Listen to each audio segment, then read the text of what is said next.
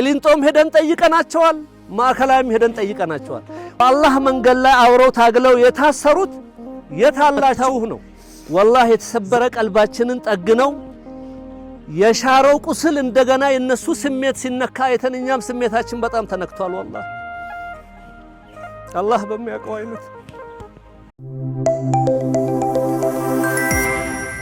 ኬቦር ሚዲያ አልሐምዱሊላህ ረቢል ዓለሚን። ዛሬ እዚህ ቦታ ላይ ቆመን ከሻሸመኔ አላህ ያደለው ጀማዓ መጥቶ እኛን አነቃቅቶ አሰባስቦ ተዳክመን የነበርነውን አይዟችሁ ብሎ ከኛ ጎን ቆመው አልሐምዱሊላህ ረቢል ዓለሚን ከ300 ኪሎ ሜትር በላይ ተጉዘው እዚህ ድረስ እኛ ድረስ መጥተዋል። አልሐምዱሊላህ ረቢል ዓለሚን። ይህ ነገር ለኛ የመጀመሪያ ነው። ይህ ነገር ውስጣችን ተሰብሮ የነበረውን የጠገነ ነገር ነው። እዚህ ቦታ ላይ ያለ ነገር ቢወራ ተወርቶ በንግግር የሚያልቅ አይደለም። ሁለት ነገር ነው እኔ በውስጤ ያለው። ስለ ቦታው ሼኹ ከገለጹት በላይ መግለጽ አልችልም። የመጡት ወንድሞቻችን ከተናገሩት በላይ መናገር አልችልም። መጥቶ ማየትን ብቻ ነው።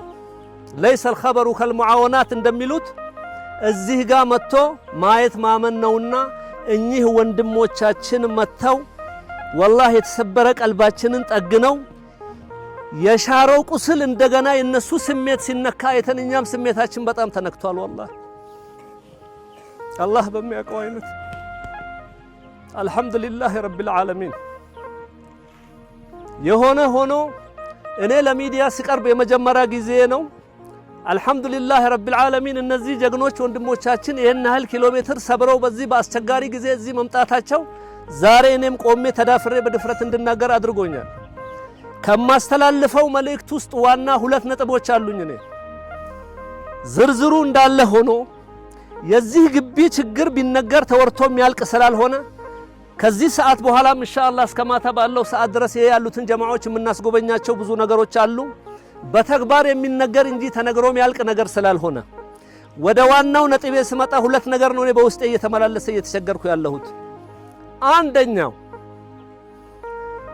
ሼኽ ጀይላን አዳኖ አባታችን ወንድማችን ሼኻችን እዚህ ቦታ ላይ በሽርኩ ጽልመት ውስጥ በነበርን ሰዓት ለአገር ከአገር ወተን እኛ ወደ ስደት ከመውጣታችን በፊት መንገዱን ለመመራት ሰበብ የሆኑ ናቸው። አላህ ይጨምርላቸው።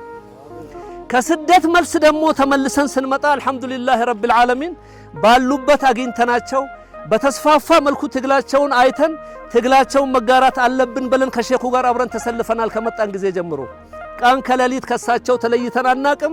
መንገድም ሲሄዱ አብረን ነው፣ እዚህም ባለው ሁኔታ አብረን ነው። ይሄ ሁሉ ደረሳ ምንም ስፖንሰር የሌለው በአላህ ረሕመት የሚኖር በነገሌ ህዝብ ረሕመተኛነት ኢንፋቅ ወስዷቸው እየተመገቡ ያለ የደረሰው በልቶ ያልደረሰው ደግሞ ከሼኹ ጋር እዚሁ ቀራቲውን በሚቀራበት ሰዓት በጣም ከሚያጅበኝና እኔ ውስጤን እንቅልፍ ከሚነሳኝ ነገር ደረሳ ነፈቃ ያልተወሰደ ከ50 ከ60 በላይ ካለ ሼኹ 7 ሰዓት ደርሶ ቀራቲውን አያቆምም። እነዚህ ልጆች ሄደው የሚበሉበት ሳይኖር እኔ እነሱን ጥዬ ቤት ሄጄ ቂጣዬንም በሆነ አልበላም ብሎ የሚል ሼኽ ነው ያለው።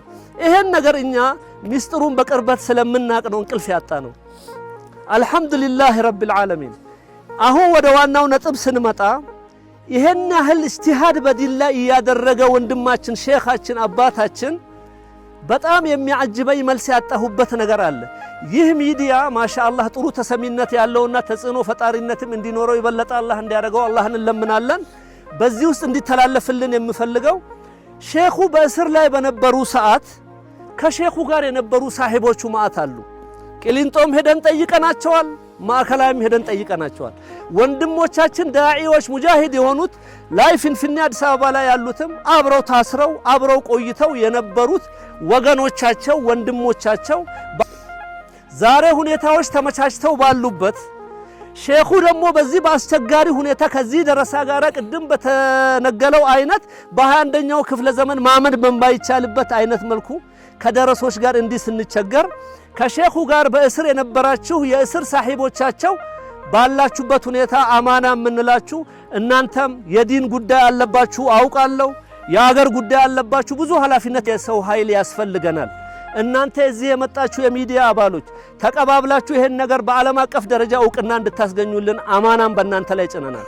በሁለተኛ ደረጃ እዚህ ቦታ ላይ ዳሩል ሐዲስ ላይ ነገሌ ቦራ እናንተ ያለባችሁን ችግር በመሃላችሁም ችግር ካለ ችግራችሁን ፈታችሁ የነዚህን ምስኪን ልጆች የነዚህን ወንድሞቻችሁን የነዚህን መሳኪን ደረሳ ልጆች መፍትሄና የሼኹ ጉዳይ ጋር ከኛው ጋር አብራችሁ እንድትቆሙ አማና ማለት እፈልጋለሁ። ከዚህ በተረፈ ባለው ብዙ ሐሳብ በተለያየ አቅጣጫ ተዘርዝሯል። በሰማነው ተጠቃሚ አላህ ያድርገን። እዚህ ቦታ መቆም መታደል ነው የምለው። 24 ሰዓት ብንቆም የማንሰለችበት ቦታ ነው ያለነው። ይሄንንም አላህ ያገራለት ሰው እንጂ ማንም መቆም አይችልም። ማንም ስላለው ማድረግ አይችልም። ይሄም ራሱ እዚህ ቦታ ላይ ኮንትሪቢዩት ማድረግ በራሱ ከአላህ መመረጥ እንሻልና ለሁላችንም አላህ ቀልባችንን ያግራውና ፊታችንን ወደ ዳሩል ሐዲስ እናዙር። አማና አላችኋለሁ። ወሰላሙ አለይኩም ወራህመቱላሂ ወበረካቱ።